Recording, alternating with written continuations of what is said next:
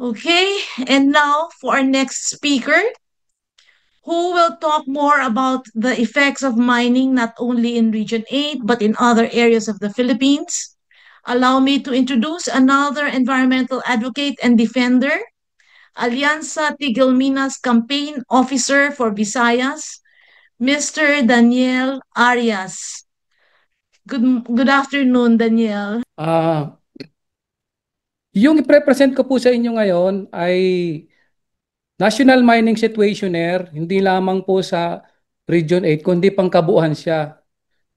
So, before ko ibigay o ipaliwanag itong aking presentation, gusto ko muna ipakilala sa inyo ano yung ATM. Yung Alyansa Tigil Mina po ay isang alyansa na kinabibilangan ng mga civil society organization, church-based faith organization, at mga kabataan, mga estudyante at kabataan sa komunidad. Ang Alyansa Tigil Mina po ay mahigit kumulang meron 120 members nationwide. Tapos, ang kanya pong focus ay tutulan, panindigan at labanan yung mapanirang pagmimina, at yung central team niya po ay depensahan at ipaglaban ang karapatan ng mamamayan, lalong-lalo na yung mga nasa komunidad na apektado ng mapanirang pagmimina. Sige po, yung ngayong hapon po papakita ko po at ibabahagi ko sa inyo ano yung nilalaman nitong aking PowerPoint presentation. Una, yung meron po siyang 11 lang na topics. Number one, papaliwanag ko sa inyo ano yung mining under President Bongbong Marcos. Yan po yung unang laman. Tapos ano po yung mga policy under the PBBM administration. And then ano po yung approved permits at mga contracts sa buong Pilipinas.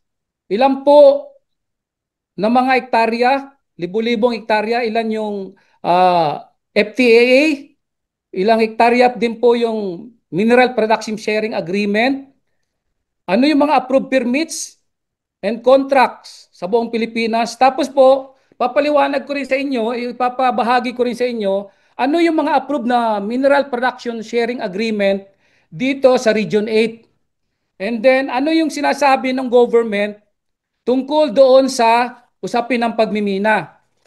And then, I'm going also to share to you the critical minerals sa Region 8. Bakit kailangan ng critical minerals? Kasi ito yung isa sa mga programa ngayon ng PBBM ay palakasin yung critical minerals na usapin. And then, bakit interesado ang US sa Pilipinas para makipag-compete doon sa agresibong pagmimina ng mga China, export ng mga China ng mga minerals at mga ore. And then, ano rin yung sinasabi ng MGB na ano yung mga hindi sinasabi pala ng gobyerno at saka ng Mine Geoscience Bureau sa atin. And then, pupunta rin tayo doon babahagi ko rin, ano yung mga link ng mga politicians doon sa mining. Sino-sino to sila na mga politiko na link sa mining. And then, mining and human rights, siyempre kung may minahan, nabanggit na kanina ni Carmi, na maraming mga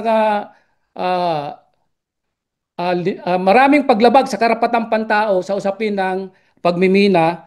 And then yung last, ano yung mga creative action na ginagawa ng Alyansa Tigil Mina. Sige, umpisahan ko na sa number one. Ano yung mga policy na under ng mining policy ni PBBM administration? Una, fast tracking and digitization of the permitting process in 2 years. Ito po yung pagpapabilis ng mga application at mga approved na mga contracts through na mga permits through digitization. Ibig sabihin, merong mga in-approve na contract na hindi na nalalaman ng community na, uy, approved na pala ito. Hindi na dumaan sa proseso at nagugulat na lang yung community, bakit meron ng approve? Bakit nagsisimula na? Lalong-lalo na May experience tayo doon dito sa Eastern Samar na yung Manicani Island, katapat lang nung Humunhon, inapprove yung 15 years na expansion nung Hinatuan Mining Corporation na hindi na dumaan sa proseso. Yun yung rinireklamo ngayon ng mga community dito sa Manicani. And then number 2, yung SB Senate Bill 2826 in House Bill number 8937 para enhance ang mining fiscal regime. Ito po yung pag-approve, pagsingil ng dagdag na buwis sa mga minahan. Ang linalabi sana natin dito ay 5% increase ng minahan para tumaas yung taxes. Pagsingil ng taxes doon sa mga minahan. Pero ang inapprove lang po ng Congress ay 2%. So nakakadismaya kasi sa halip na bilyon-bilyon yung kinikita ng minahan at dapat malaki yung taxes na sinisingil dapat ng gobyerno, kinampihan pa ng gobyerno yung mining para limitahan lang yung kanilang buwis, pagkolekta ng buwis. Yung pangatlo, ito, medyo positibo tayo dito kasi bumalik na yung Pilipinas na maging member ulit tayo doon sa EITI. Ito yung Extractive Industries Transparency Initiative. Kasi dati nung panahon ni Duterte, hindi tayo member ng EITI, kumalas tayo dyan. Ang maganda kasi rito sa EITI, ito ay kinabibilangan ng mga government agencies at saka mga civil society organization at saka mining companies para pag-usapan yung mga ilabi sa kanila, yung mga buwis na hindi pa nababayaran nila at yung kanilang mga violation na ng mining companies doon sa mga community, sa mining affected communities. Next please. Next slide please. Ito naman yung approved mining permits and contract as of June 30, 2025. Galing po itong data na to sa Mines and Geoscience Bureau. Hindi po to galing sa amin. Makikita ninyo rito na yung FTAAs, yung Financial and Technical Assistance Agreement, ay may 6 po siya. Nakakalat po ito sa buong Pilipinas, yung FTAAs. Meron sa Nueva Vizcaya, meron dito sa Tampakan, South Cotabato, at meron din sa Mindoro at Palawan. Ganyan po kalawak yung FTAA. Pag nag-uusap tayo ng FTAA, isa po ito sa pinakamalawak na mining permits o contract. Kaya anim po ito ang mga FTA na inapprove ng government. Tapos yung Mineral Production Sharing Agreement, ito po yung galing, marami po ito, nakakalat din to sa buong Pilipinas. At yung present nga ni Carmi kanina, isa dito na meron ng MPSA at nag-ooperate na sila dyan sa Humunhon at Manicani. And then may exploration permits na umaabot din ng 59 and then ang haba ng lapad ng kanyang hectarage ay umaabot ng 121,000 plus. And then may industrial sand and gravel permit and then mineral processing permits. Okay? Next please. Dito naman sa Region 8, ano naman yung mga approved mining permits sa Region 8 at mga kontrata? Meron pong, wala pong FTA dito sa Region 8. Ang Region 8 pala po ay cover yan ng Leyte and Samar Island. So dalawa po yan. Pag sinabi natin Region 8. May Mineral Production Sharing Agreement, may 18 na mga approved Mineral Production Sharing Agreement. Tapos umaabot po yan ng 48 million hectares plus.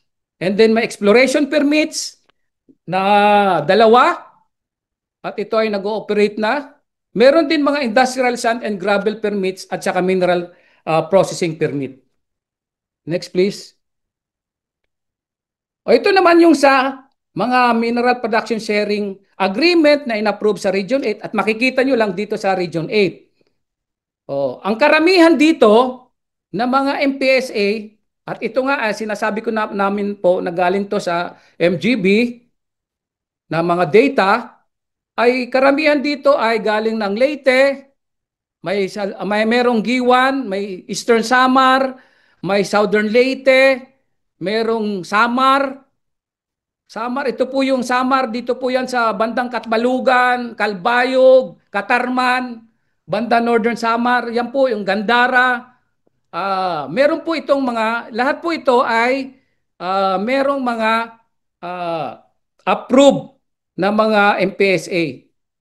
No, makikita nyo po kung gaano karami yung approved MPSA Region 8 at makikita nyo rin na itong Region 8 isa sa pinakamahirap na region sa buong Pilipinas. At gusto pa nilang minahin dahil ang Region 8 ay isa sa pinakamayaman sa nickel at saka chromite na mineral. Next please. Sige. Ito naman yung sinasabi ng mining companies at saka ng gobyerno. Kailangan daw natin ng malawakan at urgent global demand for critical minerals gaya ng nickel at copper sa Pilipinas para mag-supply doon sa requirement ng buong mundo sa usapin ng clean energy. So, kung titingnan natin, hindi pa rin siya safe sa atin ang pag-usapin ng mining kasi bagamat nananawagan sila ng transition sa clean energy, pero rini-revitalize pa rin nila, nagawa pa rin nilang agresibo yung mining, magkaroon sirain yung kalikasan through mining. So, taliwas pa rin sa ating gustong mangyari. Next please. So ito naman yung mga critical minerals na makikita sa Region 8. Ito yung nickel na makikita sa Homonhon and Manikani. Sa present na nga ni Carmi kanina, mayaman ang Homonhon sa nickel, ganun din sa Manikani. Pero makikita nyo naman gaano sinira yung mga old growth forest ng Homonhon ng mining companies. Dati yung mga pinakita ni Carmi sa Homonhon, old growth forest yon, pero wala na ngayon yan. Dahil nga tinapyas na, binoldos na ng mga mining companies. At pinakita rin ni Carmi kanina, hindi ko nababanggitin, ilan yung mga mining MPSAs na nag-ooperate sa Homonhon. At dagdag pa doon, ang Homonhon ay watershed ng Giwan. Nakapaloob din yan sa Seascape and Landscape Presidential Proclamation 469. Pero sa kabila ng may batas, nalulusutan pa rin yung batas at patuloy pa rin yung pagmimina sa Homonhon. Ganon din yung chromite.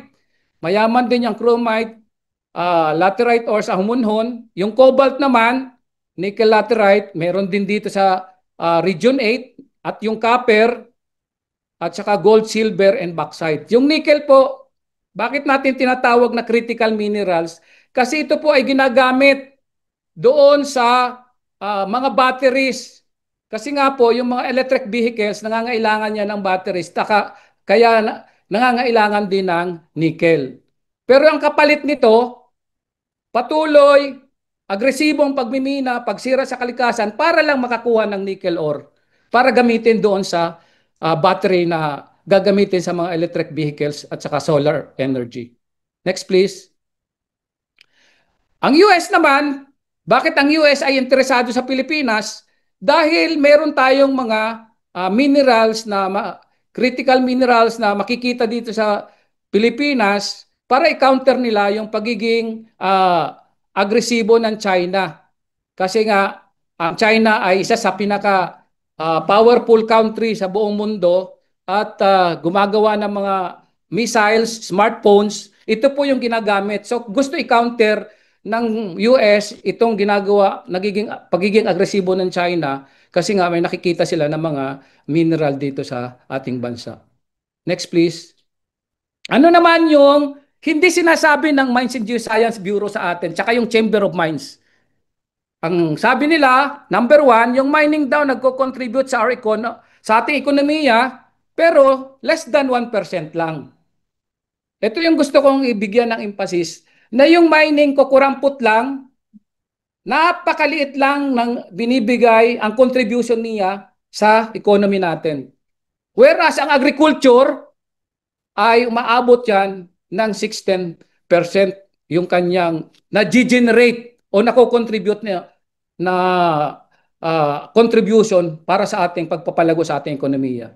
Lalong-lalo na dito sa Eastern Samar o sa Region 8, ang pinaka produkto dito na dapat sana i-develop ng government para wakasan at tuldukan na yung pagmimina at makakatulong para paunlarin yung buhay ng mga tao dito, ay dapat bigyan priority ng government yung agriculture at saka yung fishing. Yung fishing, no? Kasi farming dito eh. Marami ditong coconut, marami ditong rice field, rice farm, at the same time, napapalibutan yung buong Region 8 ng coastal. Kaharap namin yung Pacific Ocean. Kaya nga vulnerable yung Region 8 palagi sa bagyo. Kami ang unang tinatamaan ng bagyo. Kami palagi ang nagsasakripisyo at sumasalo sa mga sakuna at biktima ng mga sakuna. Number 2, mining will destroy 18% to 20% of the economy coming from agriculture, forestry, water resources, and fisheries. Hindi ito binabanggit ng Mines and Geoscience Bureau tsaka ng Chamber of Mines. Ang sinasabi lang nila palagi, we are for responsible mining, which is sa tingin namin, hindi yan totoo, isa yang myth, isang fake news yan. The employment from mining is less than 0.5% of total employment. Hindi po rin ito nila sinasabi kasi ang sabi nila, nag-generate daw sila ng employment. Pero hindi nila sinasabi yung totoo. Nakukurampot lang din yung na-employ doon sa mining. For example, dito sa Manikani, mga bilang lang nila, umaabot lang ng 99 katao yung mga na-employ sa mining company. Samantala ang populations, at hindi pa yan taga Manikani yung nagtatrabaho dyan, ang iba dyan outsider. The same doon sa Humonhon. Next please. O ito pa. Dagdag, according to Bantay Kita, yung Bantay Kita po, ito po yung isa pong civil society organization na nagmo-monitor at na binabantayan nila kung ilan ba talaga yung mga buwis na nakokolekta ng gobyerno sa usapin ng mining. Itong sabi ng Bantay Kita na ang collected taxes from mining amount to no less than 1 billion. So maliit pa rin. The Philippines is one of the dangerous places. Hindi rin sinasabi ito ng Chamber of Mines at saka ng MGB. Na ang Pilipinas ay pinakadelikadong bansa dahil maraming mga environmentalist, mga environmental rights defenders, mga indigenous people, mga katutubo, mga kababaihan na nakikipaglaban para tutulan, labanan ang mapanirang pagmimina, plantasyon at mga land grabs. Marami pa rin pinapatay dahil lang sa pagtutol nila sa mapanirang pagmimina at mga plantasyon. Next please. Ito naman yung sino naman yung mga politiko na meron interest sa minahan. Ito na, yung bagong nag-resign na bumaba na speaker sa House dahil sa usapin ng flood control scam. House Speaker Martin Romualdez, sila po ang may-ari ng Benguet Mines, isa sa pinakamatagal ng minahan sa Pilipinas. Way back 1970s to 1960s pa. Tapos itong Mark Ventures Mining Development Corporation ay bago lang ito nabili ng mga Romualdez. Makikita to doon sa Cantilan, Surigao del Sur. Sila din yung may-ari nito. And then si Cynthia Villar at si Mark Villar, yung St. Agustin Copper and Gold Limited na makikita sa Davao del Norte, sa Pantukan. At meron din silang minahan, hindi lang naisulat dito. Doon sa Agusan del Norte, yung Agata Mining, at meron din sa Zamboanga del Sur. May partly share, stockholder sila ng TVI, Toronto Ventures Incorporated. Si Senator Sherwin Gatchalian, kilala nyo naman yan. So sila ang may-ari ng Willix Mines. Although dinideny nila to, pero base sa aming pananaliksik, sila po ang may-ari nito. Na-research po ito. Hindi po ito gawa-gawa lang. And then yung Congressman Isabel Zamora, yung mga Zamora, yan po yung may-ari ng Hinatuan Mining Corporation Nickel Asia ang kanilang opisina. Pero yung kanilang kontrata na ginagamit ay Hinatuan Mining Corporation na nandiyan dyan sa Manikani, present sila sa Manikani at meron din sila sa Palawan at Mindanao. And then sa Cayetano siblings. Siyempre itong mga Cayetano, nakakatanggap ito ng mga campaign fund, aminin man nila o hindi, sa mga Zamora. Kasi yung opisina ng Nickel Asia sa Taguig, sa BGC, ay pagmamayari ng mga Cayetano. Next please. Ito, sunod po ay mining and human rights. Bakit kailangan po na in-emphasize a central theme ng ATM ay yung human rights? Sabi po rito, ang Pilipinas ay, sinabi ko na po kanina to, pinaka-delikado na lugar sa Asia kasi marami pong namamatay ng mga human rights defenders according to Global Witness. Report po ng Global Witness. In 2022 pa lang, 11 na ang pinatay na ito ay na-record natin ng Global Witness dito sa Pilipinas. Dito lang to sa Pilipinas na may 11 killings na nangyari. And then yung number 3, environment and human rights defenders including IP leaders are being red tagged or accused as communist or terrorist. Ito po yung dinadanas ng mga community leaders at mga member ng Alyansa Tigil Mina na dahil gusto nilang depensahan, dahil nila gustong ipaglaban at manindigan para tutulan yung mapanirang pagmimina, ang nangyayari po sa kanila ay nire-red tag at inaakusahan pa sila na mga member ng mga komunista at terorista. Next please. Ano naman yung creative actions na ginagawa ng ATM? Ang ATM po ay patuloy na gumagawa ng mga pagkilos para tutulan yung mapanirang pagmimina, nagrarally po, nakikipag-dialogue po sa DNR para po ipaabot yung mga problema, mga suliranin at mga complaint na nangyayari mismo doon sa mga mining affected communities para ipaabot sa DNR. Nag-set po tayo ng mga dialogue kay dating Secretary Yulo, pero hindi po siya nagpapakita. Hindi po siya humaharap sa mga dialogue sa loob ng DNR. May mga USEC lang siya na pinapaharap at wala ding saysay yung ating mga para sa kanila wala tayong natatanggap na mga positibong sagot doon sa mga dialogue na nangyayari sa DNR. Ganon din po sa bagong kaupo lamang na DNR Secretary, si Secretary Lutilla, nagbigay po tayo ng sulat para magkaroon ng dialogue, pero ang sabi niya lang on board pa siya at hindi pa siya pwede humarap. Yan po yung mga ginagawang pagkilos ng Alyansa Tigil Mina para ipaabot sa DNR yung ating mga hinanaing at mga problema na nararanasan ng ating mga anti-mining advocates sa kanilang mga komunidad. Next please. Ano naman po yung panawagan ng Alyansa Tigil Mina? Number 1, ito po ang panawagan at sana magkasama tayo dito sa ating panawagan. Moratorium at saka stop large-scale mining, offshore mining, reclamation, at saka yung seabed quarrying, river dredging. Yung number 2, i-reimposition ng ban on open pit mining.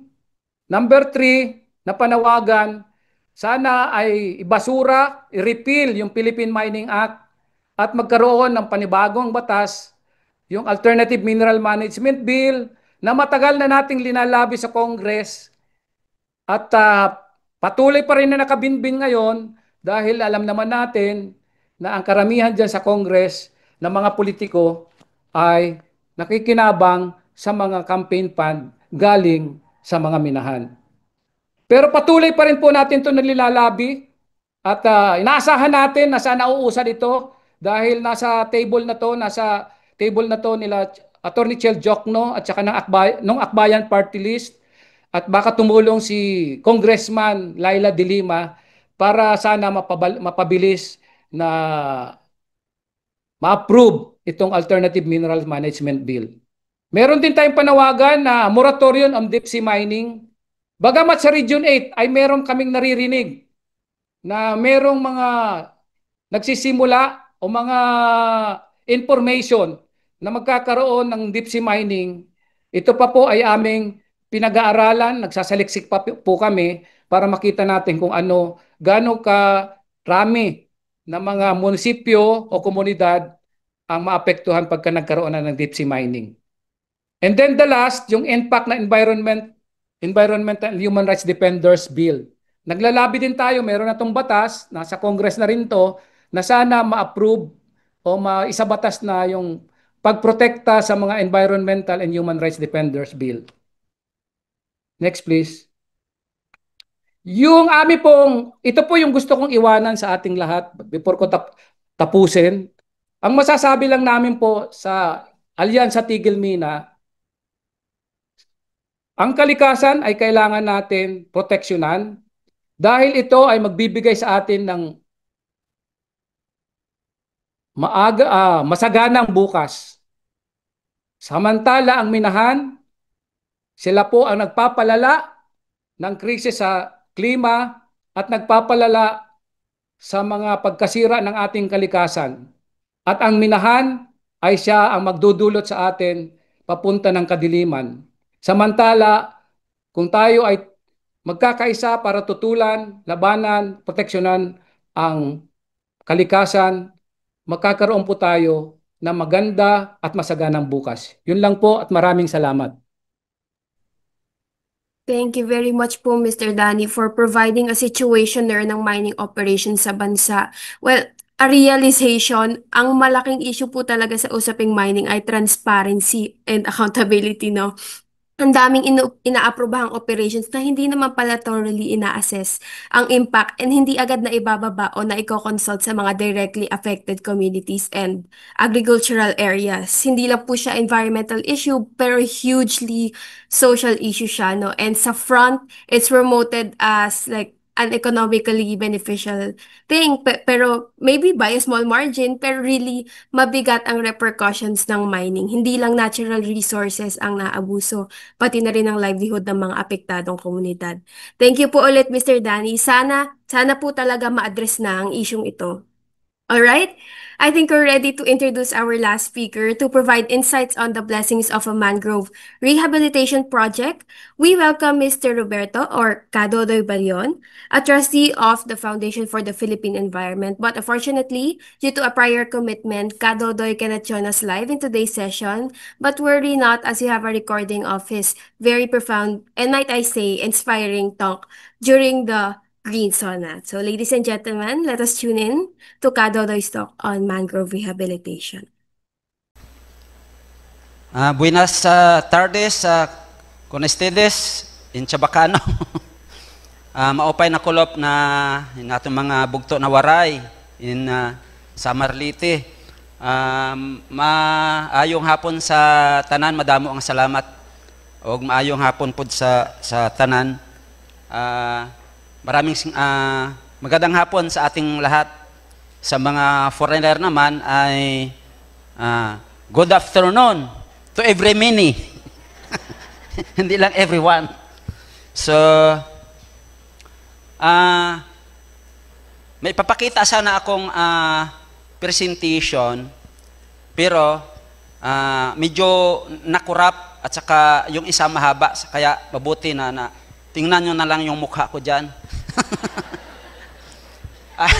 At kanina, yung mga presentations in different level of our mga kasamahang colleagues, no, sa environment, advocates, including food and sustainable livelihoods, ay mayroon ng mga kwento. Mayroon ng mga kwenta. So ngayon, dagdagdagan ko yung kwento, no? Why Kadudoy nandito ako, no?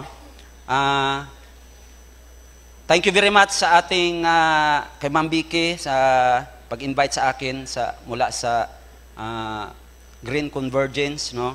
Bilang kasama din ng Board of Trustee of Foundation for the Philippine Environment, no? At din sa kasalukuyan ako ay national chair din ng Pambansang Kilusan ng mga samang magsasaka sa Pilipinas or yung pakisama, no? And I was also one of the convener for West Philippine Sea atin ito civilian mission campaign. Then itong ikukwento ko sa inyo is simulan ko muna kung bakit napakahalaga ng mangroves sa atin sa Pilipinas, no? Kasi ang topic ko ngayon mangroves, and I will finish this in maybe within 15 in the up to 20 minutes, no? Kaya sinisimulan ko na. Yung aming barangay noon, no? Tulad ng barangay ni Ma'am Bikbik Victoria ng Naungan na sa Ormoc, ganun din. Noong 1970s, napakadami talaga ng isda noon. Doon lang kami sa mga ilog namin manghuli, mamingwit lang kami, hindi na namin kayang ibinta at iulam sa loob lang ng isang oras at hindi na kami nagpapalaot. But after 2 decades, no, unti-unting nawala yung mga isda na yan. Nung nawala na kaming nahuli, so wala kaming maibinta. Nang wala kaming maibinta, so wala kaming pera.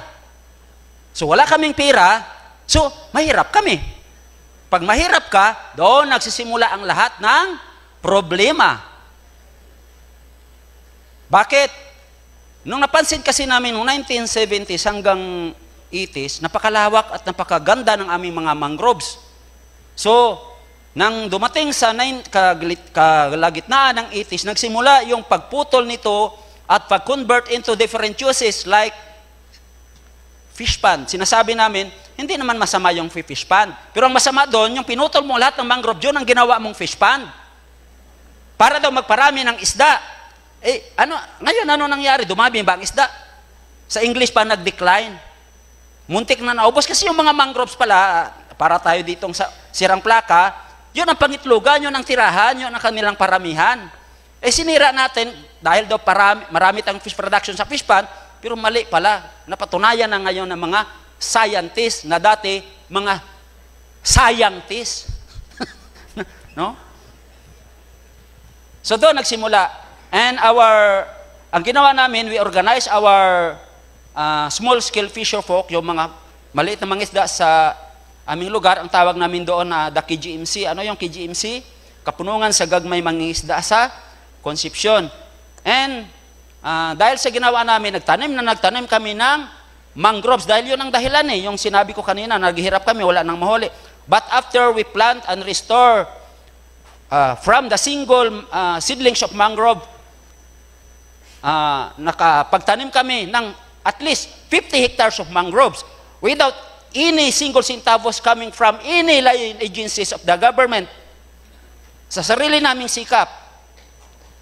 Yon. At doon nagsimula, napansin namin na dumami ang isda.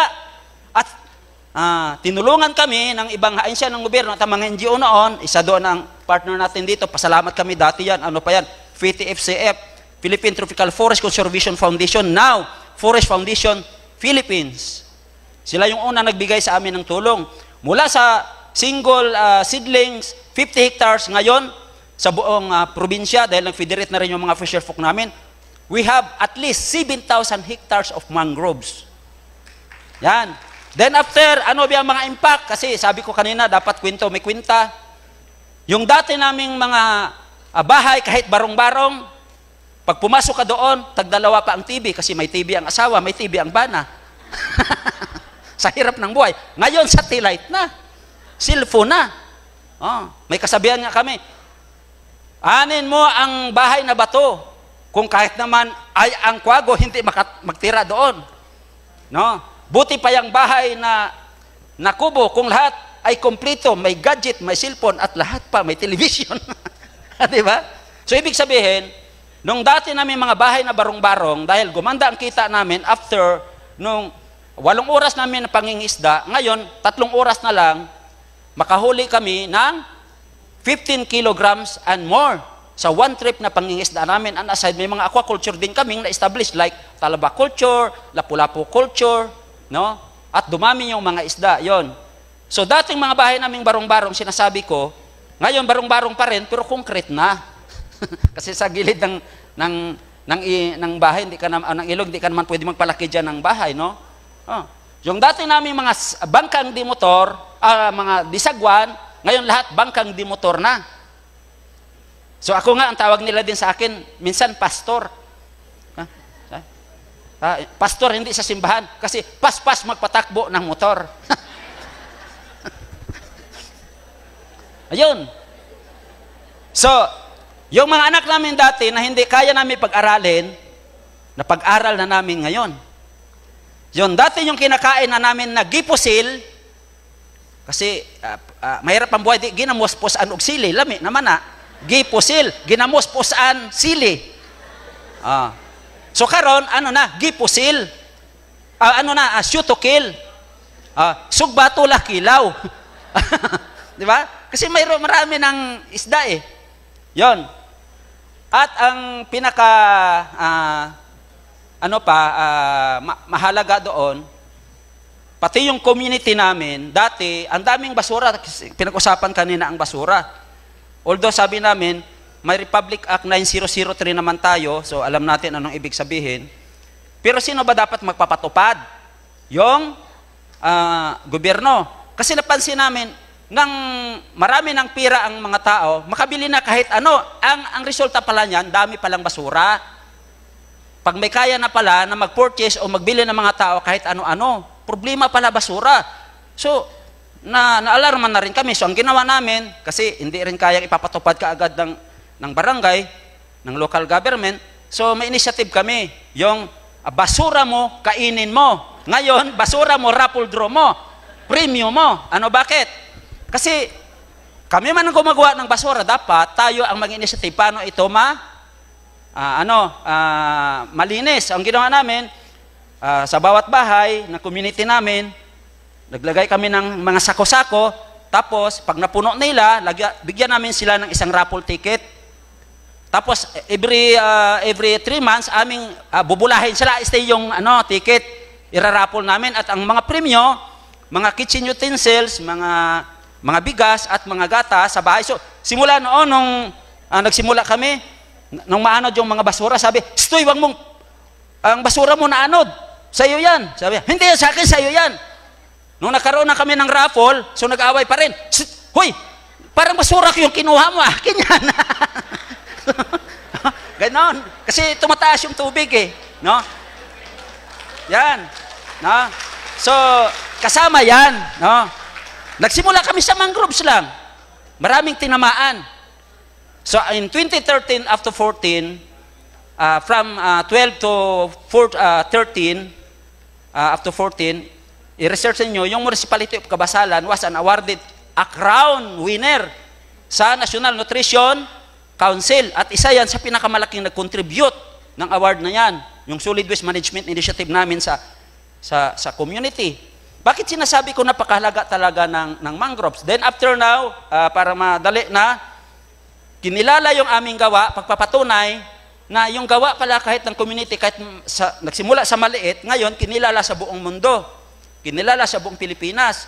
In 2023, our organization, like Ma'am Bik said, organization niya, sila mga leader may award din, kami, kinilala kami bilang Asian Poverty Eradication Leadership Program Awards, no, sa ASEAN. And also in 2023, last November 2023, our organization was awarded also in the United Nations Development Program Equator Prize Award. At ano ito? Local Community Initiative on Sustainable Livelihood, Food Security, and also contributing and address the impact of the climate change because of the mangroves. And in 2019, under the program of the former Vice President Leni Robredo, I won the Istorya ng Pag-asa National Champion. You can search in the YouTube, Kadudoy 2019, Istorya ng Pag-asa. Yan. At yan ang ginamit kung paano namin binalik yung mga mangroves at bumalik ang kabuhayan ng mga tao, bumalik yung dignidad ng mga tao dahil sa pagtanim lamang mula sa isang single of mangroves ngayon na pakinabangan ng buong barangay, ng buong bayan, ng buong probinsya, ng buong Pilipinas at ng buong mundo. Sabi nga ni Ma'am kanina, hindi lang pala yan carbon sequestration at basta-basta, no? Ganon siya. So, tapos, yun nga ang introduction kanina, ako bilang kanilang leader, nakakuha din tayo ng award ng the 2021 Ramon Magsaysay Award. No? Yun, hindi natin pinangarap. Ang ating lang intention doon, magtanim tayo ng maraming mangroves to ensure na mayroon tayong pagkain sa araw-araw ng mga isda mahuli para sa ating araw-araw na kabuhayan. Yun ang ibig sabihin. So bakit ba napakahalaga ng mangrove dito sa ating ngayon? Napatunayan na ang mga mangrove, aside sa nakita nyo kanina, pagdating ng mga bagyo, isa pala siyang mabisang panangga kaysa mga concrete na mga barriers natin. In 2014, after Haiyan Typhoon or Yolanda, pumunta ako dito kinuha akong consultant ng, the first consultant of the fisherman consultant ng Forest Foundation Philippines from Giwan Samar up to Genmac. Yung General MacArthur kasi, because of the mangroves doon, hindi masyado silang na-devastated because of the mangroves at yung nirestore nila ulit. Yun ang isang patunay. So ngayon, dito tayo nasyonal. Bakit napakahalaga talaga ng mangrove natin sa Pilipinas, no?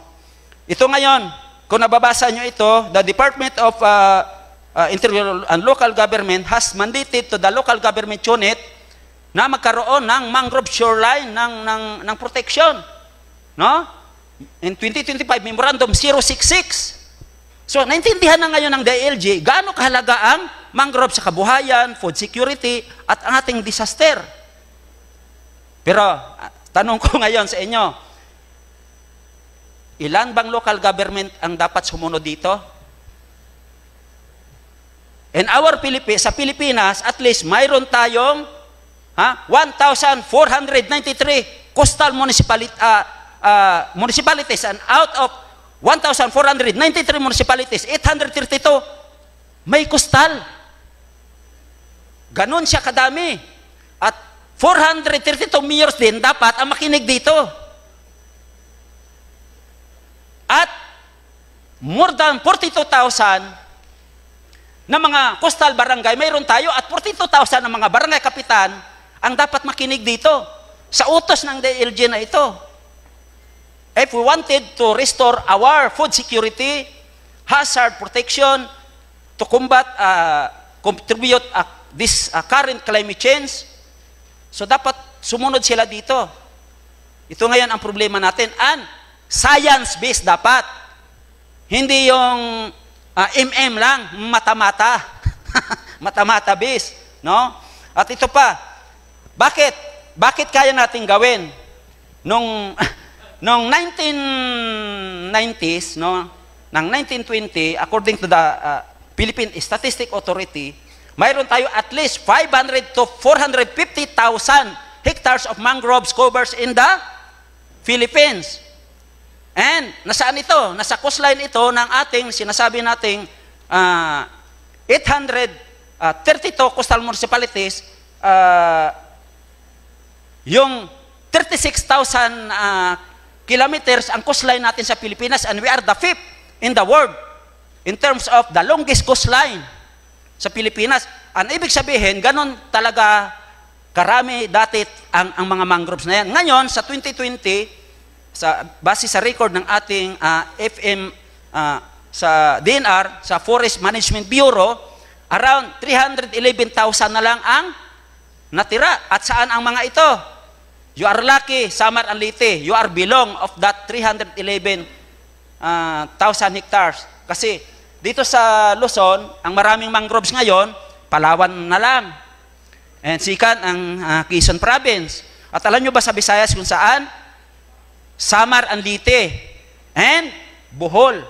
Ayan, makikita nyo yan. Nanyan nasa record yan ng ating gobyerno sa PSA yan. At sa Mindanao, yon, Surigao del Norte, Zamboanga del Sur, kasama yung amin, Zamboanga Sibugay, and Hulu-Sulu. Yon ang pinakamarami sa sinasabi. We have already 300, at least 11,000 hectares of mangrove na titira ngayon. So kung maibalik natin, at last, kung maibalik natin yung ating national treasure, which is the mangroves. Bakit nasabi natin national treasure? Kasi sabi pa rin ng DITA, di ba, dito naman kayo, magpapatotoo tayong mga scientists. Sa ating batas, sa ating sa fisheries code natin, at sa ating forest code, o sa ating fishery code, may sinasabi, from the shoreline up to 1 kilometers, that's called coastal zone. Tama hindi? Yon ang coastal zone. From the shoreline up to 1 kilometer upward or landward, that is called coastal zone. At dito na nanirahan yung ating at least 60% of the Filipino. Around, ilan yan sila? 55.3 million Filipinos. And according to the study of the PSA, today, currently survey, ang mga mahirap natin sa bansa, sa Pilipinas, sabi ng PSA, is 15.5%. Reside poverty, national poverty line. Ano ibig sabihin yan? Yung pinakamahirap na mga Pilipino, around 15.5%. Ibig sabihin, sa 100, may mahigit 15 mga Pilipino na halos isang araw hindi na maka-3-eat. Ano ba yung 3-eat? Sa Tagalog pa, agahan, tanghalian, hapunan. In English pa, breakfast, lunch, dinner. How many is that? 3-eat. Yun ang pinakamalakas na armas para labanan natin ang kahirapan at kagutuman. We have to acquire 3-eat. At saan ito makukuha? Sa ating natural resources, since we are coastal, so sa dagat, sa mga mangrove, sa mga ilog, sa mga coral, sa mga seagrasses. Pero anong ginawa natin ngayon? Sinira, minina, pinutol.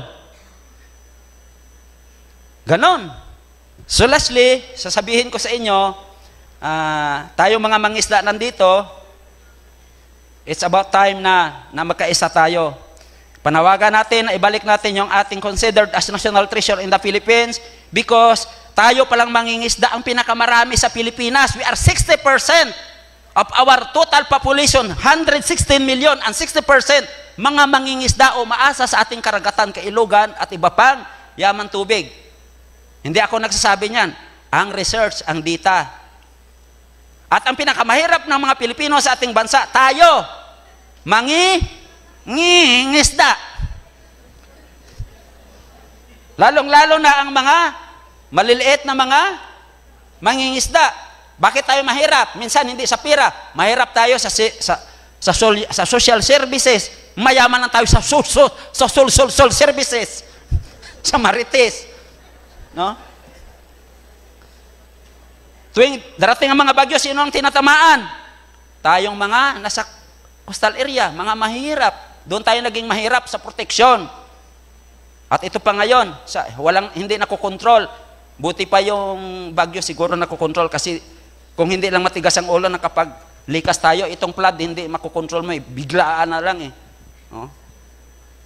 Tapos ngayon, sabi nga sa ating, at sasabihin ko in analogy, no? At sasabihin ko yung last words ko, ngayon, tingnan ninyo, biblically speaking, si Judas binayaran para ituro at dakpin ang walang kasalanan, si Kristo.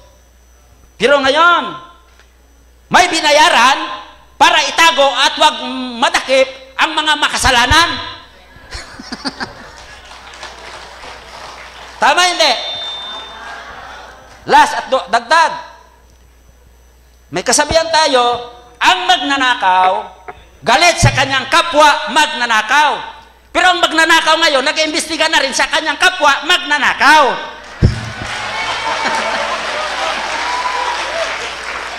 Tama hindi? Yan. So, kabataan, magising tayo. Huwag nating hayaang nakawin ang ating kinabukasan. Magtanim tayo ng marami mangrove fiesta, mangrove celebration for our national integrity, our dignity bilang mga mangisda sa Pilipinas, no? 'Yon ang ating panawagan. At the end, sinasabi ko, an abundant, clean, healthy, and safe environment for the people and for the next generations.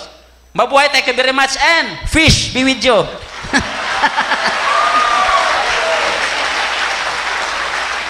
Wow, that was amazing.